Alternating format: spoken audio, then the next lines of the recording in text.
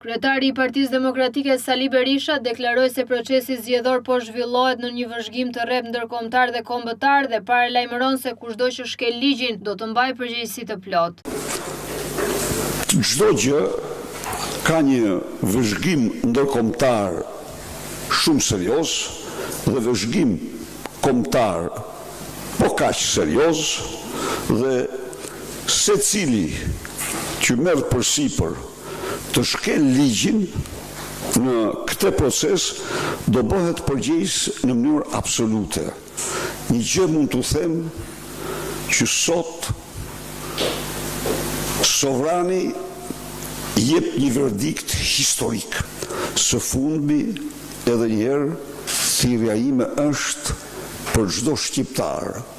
Voto, voto, voto për veten tënde, për fëmijët tu, për vendin tënd, për të ardhmen tënde, të fëmijëve tu, për biznesin, për rrogat, për pensionet, për fermën.